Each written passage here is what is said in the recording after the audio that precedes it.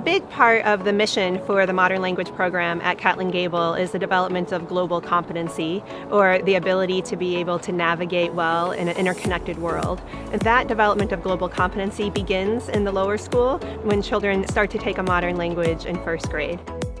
By learning the second language, they can begin to compare and contrast with what happens in their own first language, which gives them greater insight and a person who then is able to have greater empathy for others when they're communicating with other people.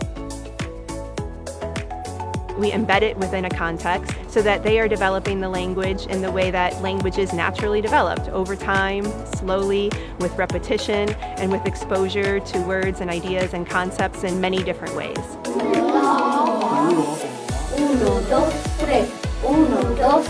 We are very fortunate here in the lower school at Catlin Gabel to have two modern language teachers.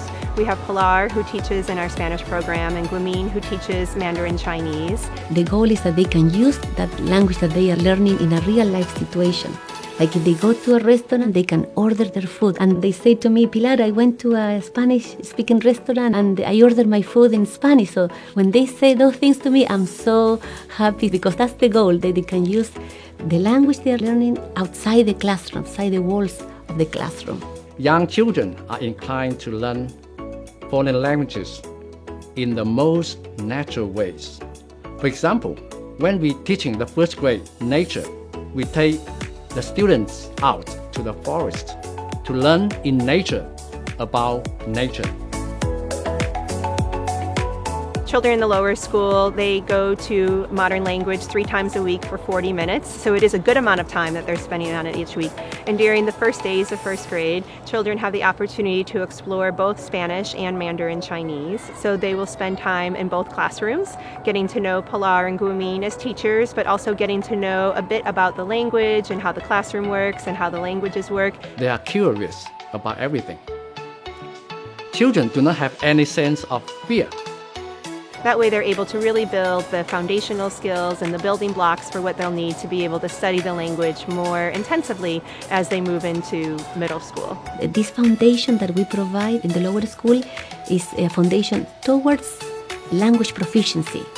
So that's the goal. But they need this foundation to be able to create with language, and that is an intermediate level. When students graduate from upper school, they will become proficient in the language they learn.